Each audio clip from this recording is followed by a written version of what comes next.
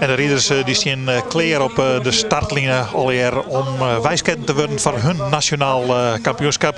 Een dikke 100 man denk ik. We zullen precies zien op de lijst hoeveel mensen dat hier van start gaan.